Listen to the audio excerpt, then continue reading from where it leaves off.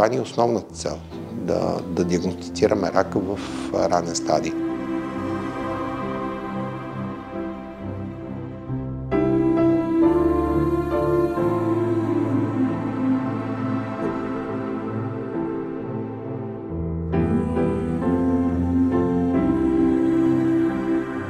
Кор-биопсията е вече златен стандарт повече от 10 години в цяла Европа. Ние като хирурзи трябва да спазваме тези стандарти.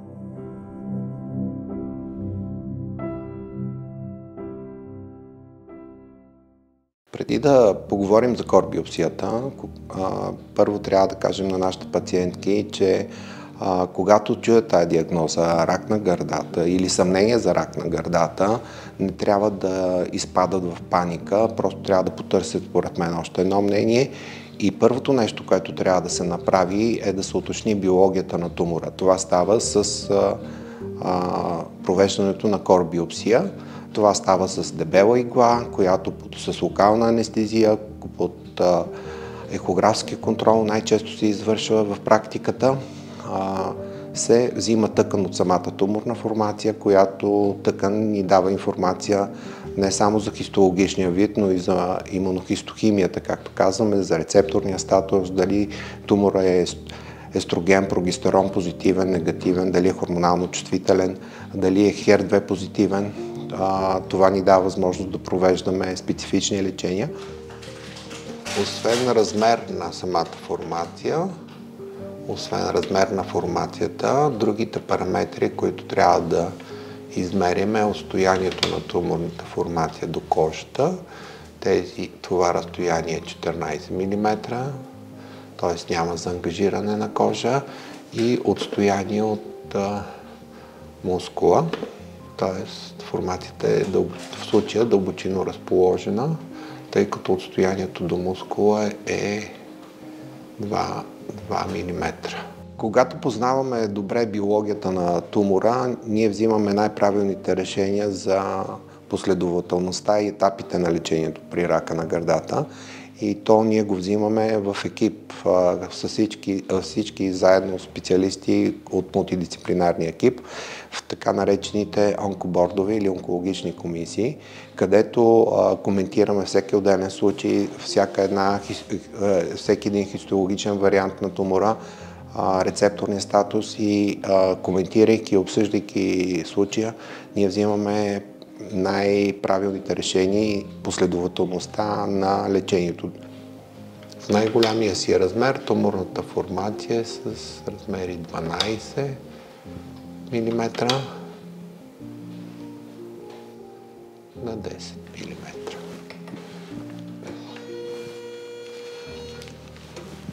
След като позиционираме самата формация, вече пристъпваме към извършването на самата кор-биопсия.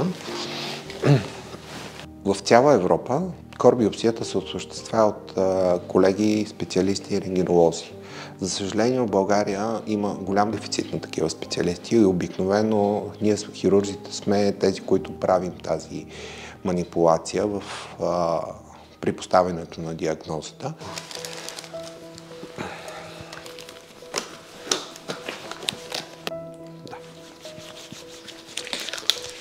Най-често използваната в практиката е ехографския контрол. Биопсията може да се осъществява и под рентгенов контрол, също и под контрол на ядрено-магнитен резонанс. Това са различни видове биопсии, при които се постига същия резултат, да има се тъкан от самата туморна формация. Обикновено минимум 3 къщите са необходими за хистологична верификация и те са достатъчни, за да се постави не само хистологичната диагноза, но и да се определи рецепторния статус на самия тумор.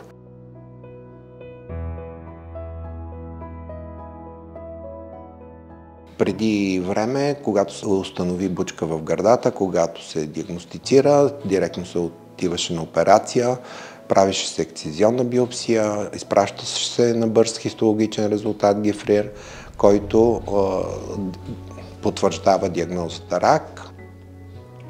Да, отворим лепниките.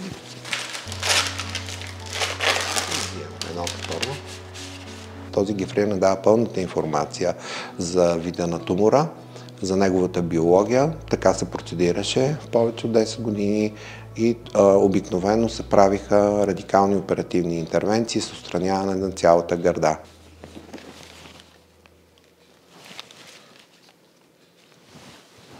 Тук трябва да се движи успоредно в една равнина иглата и трансдюстера, за да се визуализира. Тя се визуализира хиперехогенна. В момента иглата е точно на външния ръб на формацията.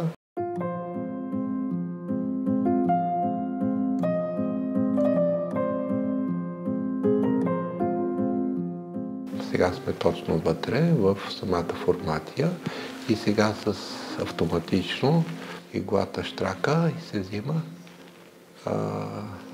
така. Операциите, които до момента се провеждат по отношение на рака на гърдата, бяха обикновено или модифицираната радикална мастектомия с лимфната дисекция на първо, второ и трето ниво, но тя все по-малко и по-малко намира приложение в ежедневната ни практика. Стремим се ние като хирурзи да провеждаме органосъхраняващи операции с едновременна реконструкция на гърдата на един етап.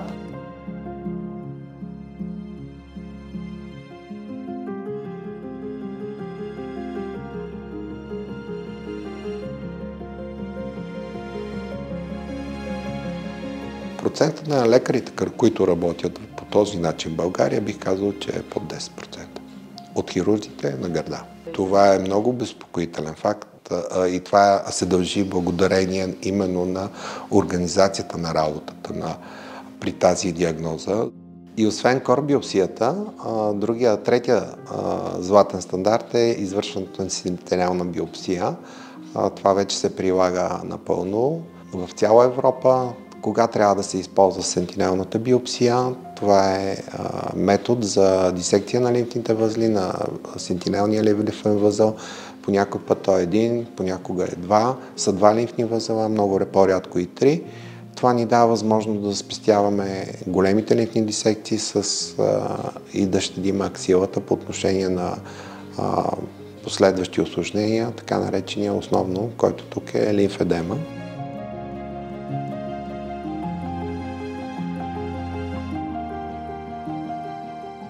Сентинелната биопсия се провежда, когато нямаме при стадиране на заболяването, нямаме увеличени лимфни възли в мишницата на базата на образните изследвания или след провеждане на неадювантно лечение, когато след него също няма увеличени лимфни възли в аксилата и това ни дава възможност да правим тези по-щадящи биопсии и дисекции на аксилата. Но всичко това, за да се случи, този етап, дали ще е неадювантно лечение, оперативно лечение, всичко това зависи от първата стъпка, корбиопсията на гърдата. Ние трябва да познаваме всичко и да знаем всичко за тумора, с който ще си имаме работа, дали чрез онкологично лечение, дали чрез оперативно лечение. Не само за колегите и на пациентите, които им предстои борба с тази диагноза, първо да направят второ мнение и да не предприемат операция преди да се познава биологията на тумора, преди да е взета корбиопсия и преди да е стадираното заболяването. Дори да има рак, когато има разсейки в лимфни възли, в кости или в черен дроб, където най-често метастазира рака на гърдата, не е правилно първата стъпка да бъде операция. Тук се започва с неадювантно лечение.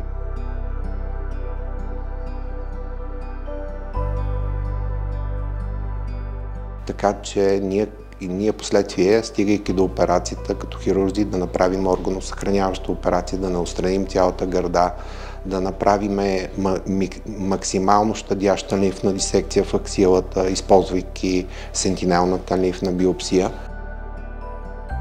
Всичко това като комплекс и последователност на лечение дава възможност на пациента да получи най-доброто лечение, най-голяма преживяемост и най-добро качество на живот.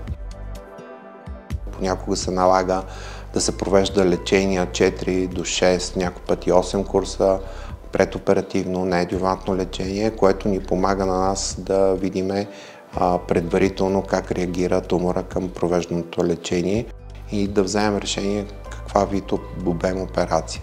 Много голямо значение има генетичната предиспозиция. При много туморите провеждаме и геномно изследване на мутациите. При този рак се наблюдава. Това ни помага на нас именно да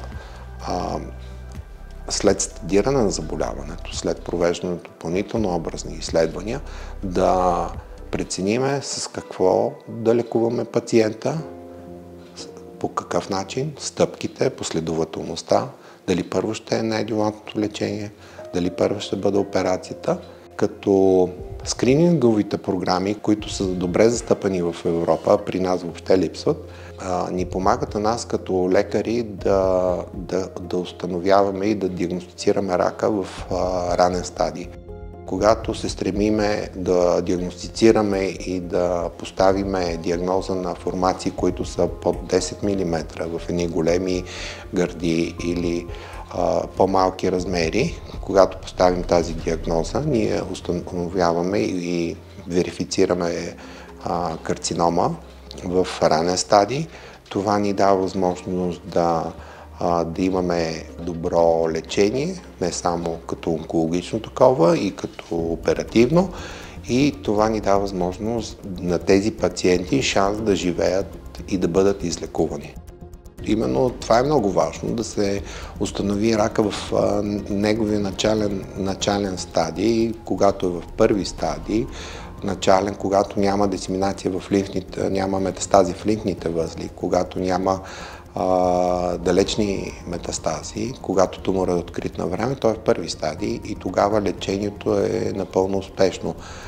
Не се налага да се провеждат химиотерапии, не е нужно да се провеждат тежките, които пациента, плашат пациентите, тежките химиотерапии.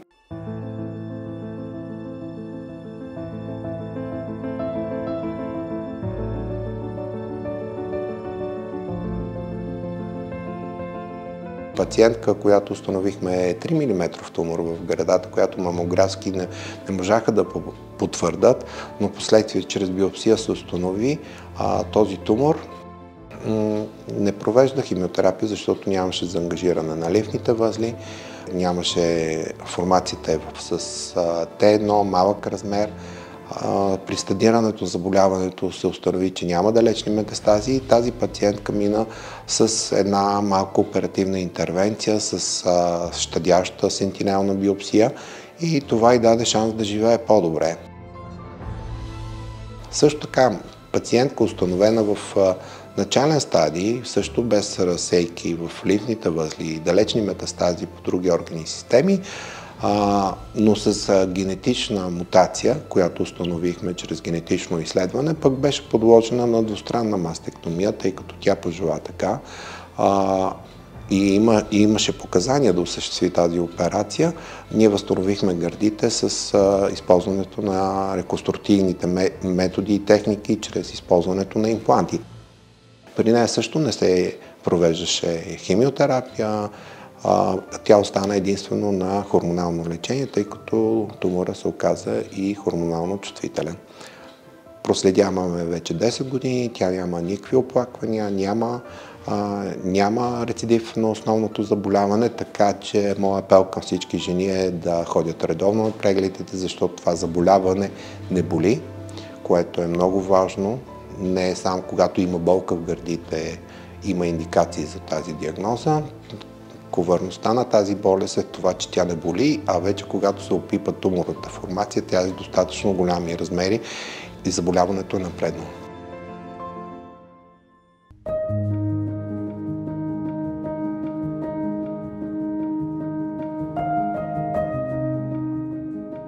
Това е маркиращата игла, с която поставяме клипче в самата туморна формация, т.е. с размери около 3 мм, като се стремиме да поставим този клип в сърцевината на туморната формация, като той ни е показател и възможност да проследяваме как реагира самата формация при провеждане на неадювантно лечение и къде се намира тумора при пълен патологичен отговор, когато вече няма туморна формация.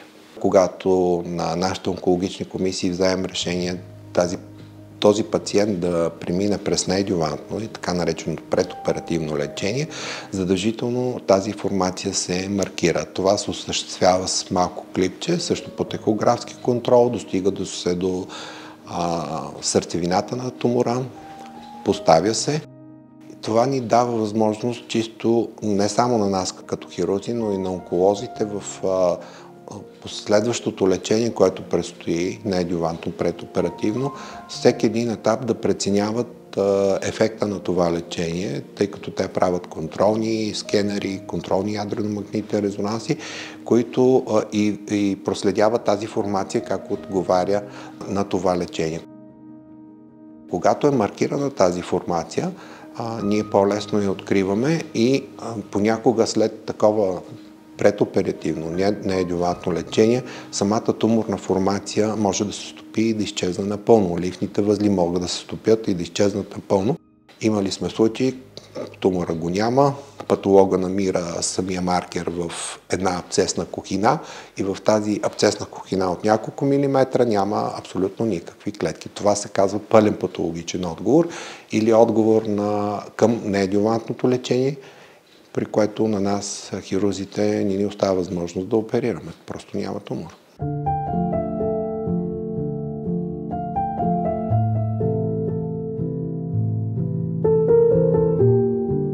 Ние се стремиме да спазваме добрите практики и се учим от добрите практики в Европа. За съжаление, в България хирургията на гърда и въобще лечението на рака на гърдата е поставено по съвсем различен начин.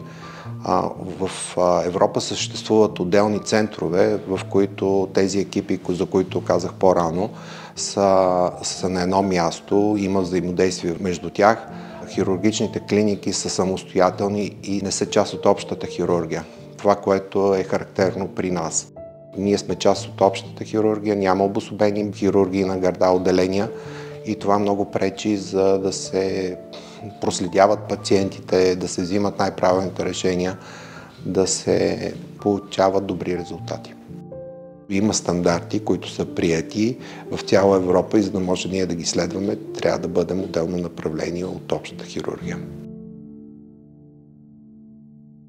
За да се постигнат добрите резултати, откриването на диагнозата, проследяването на пациентите, всичко това се извършва в Европа в едни самостоятелни звена от много специалисти. Дори сестрата, която отговаря за проследяването и извикването на пациента на контролния преглед, тя следи и за нейното психоемоционално развитие, до това дали има проблеми от оперативното лечение, дали трябва да провежда физиотерапия, дали не трябва да я срещне преди това с психолога. Всичко това е комплекс от мерки, които само звена, които са обособени самостоятелно като БРЕС центрове или центрове за гърда, би могло да се осъществява. Давам пример. Хистологията се поставя на едно място, се провежда корбиопсията, лечението онкологичното се провежда в друга болница, лъчетерапията се провежда в трета болница, след това хирургията след неадювантно лечение се провежда в четвърта болница. Този път на пациента, разпокъсаността и неналичието на комуникация между отделните екипи и води до лоши резултати.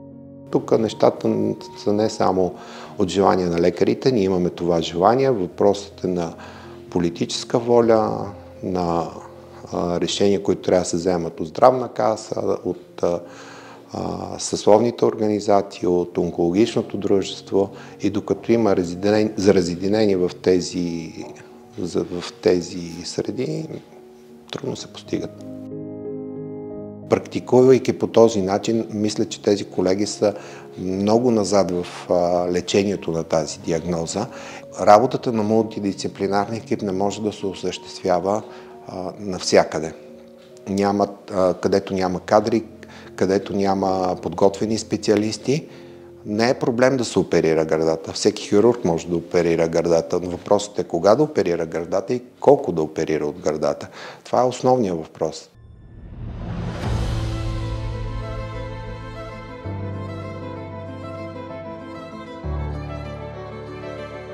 всички колеги, които искат да се занимават по отношение с тази диагноза, по отношение на нейното лечение, което влиза не само оперативното лечение, е да четат и да усъвършенстват своите знания, използвайки гайдлайните и критериите на ОЗОМа, и да знаят, че всичко зависи, последователността на лечението зависи от биологията на тумора. За да знаем какво да правиме, колко да оперираме или каква терапия да дадем предоперативно, неадювантно, ние трябва да познаваме биологията на тумора, а тази биология се установява именно само чрез кор-биопсията. Когато проведеме правилно и последователно лечението, ние по-добре се справяме с тумора. Той намалява като размери, ние след това се включваме оперативно, отстраняваме го, проследяваме го и тези пациенти, които имат поставена тази диагноза, живеят дълго и се наслаждават на своя живот, защото ние им предоставяме също опция и за реконструкция на гърдите. Така че те максимално бързо да се върнат към социалната си, работната си среда, да отидат на тимбилдинг, да си сложат дикотетата и да не се притесняват, че са оперирани от рак на гърдата. Това не е присъда, това е диагноза, с която трябва да се справим. Лечението не е лесно, не е бързо, продължително е. Има няколко етапа в това лечение, но когато тези етапи са поставени в правилната стъпка и правилната последователност, постигаме най-добри резултати и тези пациентки живеят и можем да кажем, че даже те оздравяват от тази диагноза.